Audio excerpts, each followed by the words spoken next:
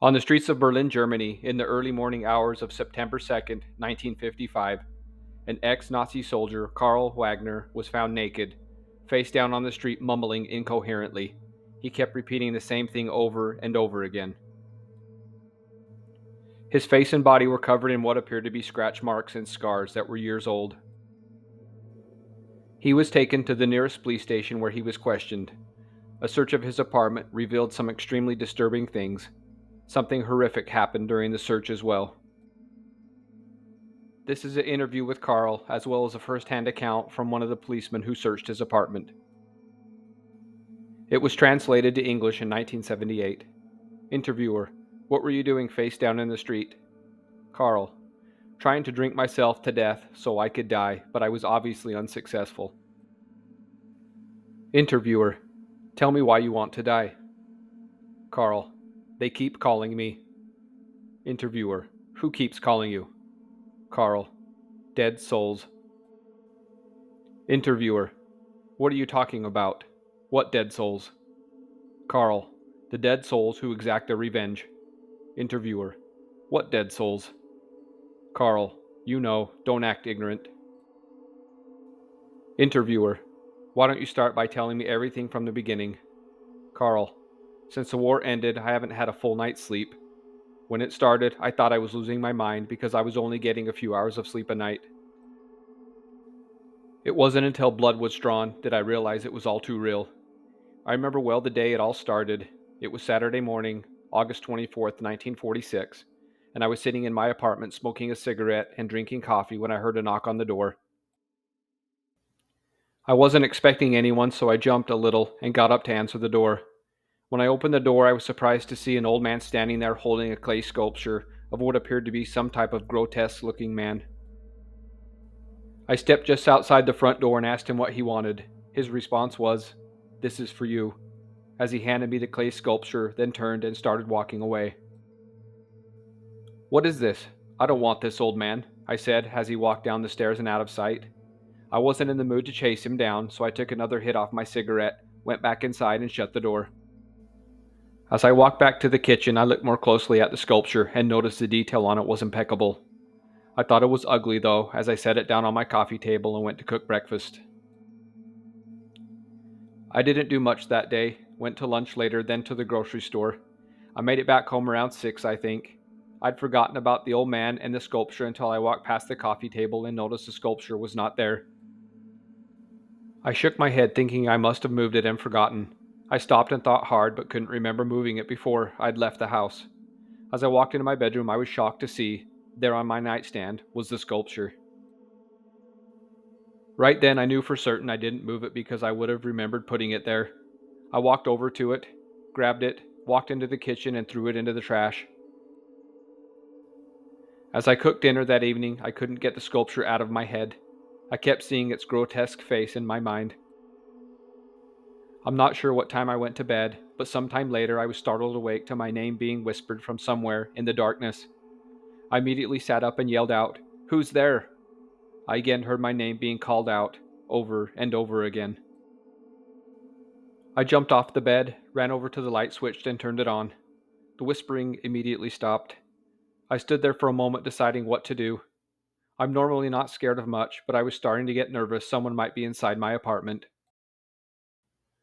I knew I needed to do a check, so I started walking from room to room, turning on the lights as I did. The kitchen was the last place to check. I reached around the corner, fumbling to find the light switch, but before turning it on, I took a deep breath. As I flicked on the light and walked into the kitchen, I stumbled backwards and nearly fell over. There, sitting on the table, was a clay sculpture. As I stood there against the wall staring at it, I couldn't believe it. It looked different, like its arms or legs were now in a different position. I wasn't sure, though, as its hideous face was what I paid most attention to. The terrifying thought going through my mind was, how the hell did it get out of the trash and onto the table? Again, I thought someone must have entered my apartment, but I'd checked every room and there was no one. I hadn't checked the front door yet, so I quickly walked over to it to see if it was locked, and it was. I then walked back to the kitchen, grabbed the sculpture, held it up, and said, "What in God's name are you, you hideous looking piece of shit?" I walked over to the trash bin, opened it up, and dropped it in. As I stood there looking down at it, I again heard my name being whispered from somewhere behind me and felt something sharp going up my spine. I immediately turned around, swinging my fists as I did, but was baffled to see no one was there. "Who's there?" I shouted. Right then I heard it again. "Carl. Carl. Stop saying my name," I yelled out. I stood there in the kitchen for hours, paralyzed with fear, not sure what to do. Eventually, my legs grew too tired to stand, so I stumbled my way to bed and collapsed. When I opened my eyes the following morning, I screamed out as I fell off the bed. I couldn't believe it. There, on my nightstand, was the sculpture. Right then, I felt sharp pain go up my arm. I looked down to see what appeared to be a deep scratch mark going from my wrist to my elbow. There was quite a bit of blood, but it was dry and crusted, which meant it had happened sometime while I slept. I grasped my arm as I stood up. I couldn't take my eyes off of the sculpture as it looked like it was staring at me. I walked to the bathroom to clean and bandage my arm. As I washed off my arm, I was in disbelief as to what was happening. I'd seen some horrible shit in my life, but nothing unexplainable like this. Once my arm was taken care of, I sat down on the bed and just stared at it, its hideous face glaring back at me. It felt like it was staring into my soul. As I sat there on the bed, I thought of 100 ways to try and get rid of that cursed thing, but was beginning to think no matter what I did, it'll come back. I didn't care though, I had to try. After sitting there for a while, I grabbed it and decided to walk down the river and throw it in to see if I could rid myself of it. When I made it to the river, I took one last look at it and threw it in as hard as I could as I yelled, "Stay the hell away from me!" When I made it back to my apartment building, I stood outside not wanting to go inside for fear that damn thing would be there again. A few minutes later, I walked up the stairs to my door. I took a deep breath as I inserted the key and turned the lock. As I stepped inside, I could see it was not on the coffee table, but I figured if it was back, it'd be on my nightstand. I slowly made my way to my bedroom and didn't hesitate as I turned the corner. I fully expected it to be there, but to my surprise, it was not. I breathed a sigh of relief, then went to the kitchen to grab a beer and something to eat. I sat on the couch the rest of the day getting drunk until I fell asleep. The next thing I remember was all of my muscles and my body tensing up and extreme pain going through my body. I was then shot straight up into the air as I hit the ceiling with such force it broke my nose along with several other bones. I was then pulled back down onto the couch and felt like something was holding me down, so I couldn't move. I'll never forget the pain I felt as my entire right leg was repeatedly scratched. I pleaded and screamed out in pain for it to stop, but it did not. I could feel the warmth of my blood as it escaped my body. I eventually passed out from the pain. When I opened my eyes the next morning, I felt like I wanted to die. As I slowly sat up on the couch, I could see there was quite a lot of blood. I could feel my nose was swollen and several of my fingers along with my left arm had been broken. I knew I needed to see a doctor, so I got up and went to my bedroom to get changed. As I entered the room, I fell back against the wall as I screamed out hysterically, "No!" There, on the nightstand, was the goddamn sculpture. "What do you want with me? Leave me the hell alone," I said as I cried out. The physical pain I was feeling was almost too much to bear, so I mustered up the strength, got changed, and went to the hospital that's just down the street from me. It's been like this for years. I've had so many broken bones over the years and lost so much blood, I stopped keeping track.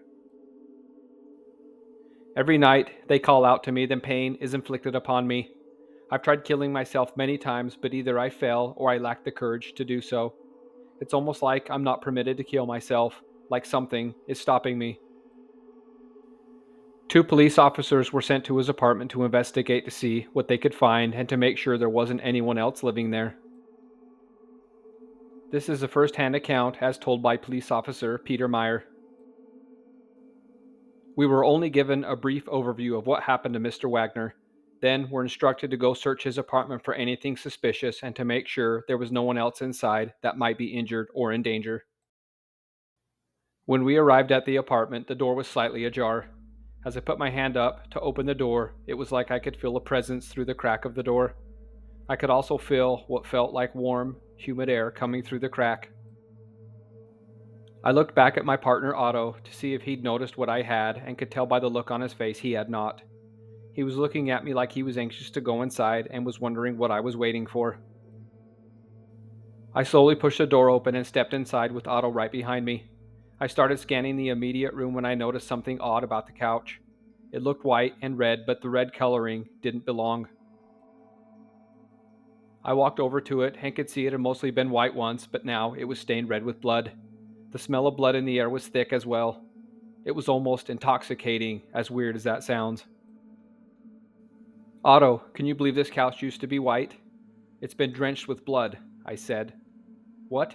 What the hell went on here, exactly? He responded. Not sure. Nothing good, I replied. As I stood there staring at the couch, Otto continued walking through the living room towards the other rooms. I figured I'd search the rest of the living room, then make my way to the kitchen. I'd walked over to a closet and started going through it when suddenly I heard Otto shriek out in horror. What the? His sentence was cut off. I immediately froze in place. Otto, are you all right? I yelled. Seconds went by with no response. He then screamed again. Peter, help me. I'm coming, Otto, I said as I took off running. The first room I came to was the bedroom, and as I entered the room, I'll never forget the image of what I saw out of my head. There on the ceiling, with his arms and legs spread, was Otto. He was shirtless, and he'd been cut open from his groin to his sternum. His entrails were hanging down, with some of them laying on the bed. Out of the corner of my eye, on the ground just under the bed, I saw some slight movement. I crouched down to get a better look and nearly lost my balance as I shouted out, Holy Mother Mary of God. There stood the scariest looking sculpture of a man I'd ever seen. It was about 6 to 8 inches high, and I swear on my mother's grave I saw it move. My thoughts immediately turned back to Otto as I looked up at him, also realizing in that second there was nothing I could do for him. The look of terror on his face is something that will haunt my dreams forever.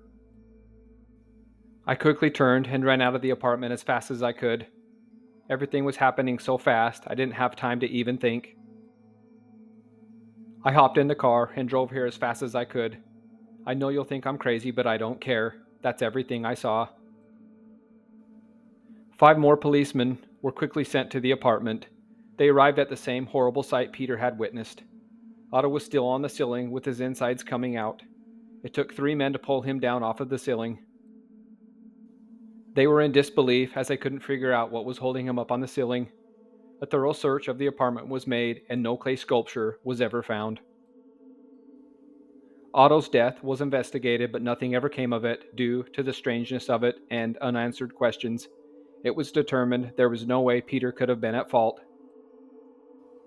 Carl Wagner was declared insane and was sent to an insane asylum. A year later, an old man showed up to the asylum with a hideous-looking clay sculpture, saying it was a present for Carl. Carl and Otto were both ex-Nazi soldiers. For more scary horror stories, please subscribe. We're also offering memberships where you can watch videos only members have access to. Click on the link in the description to join.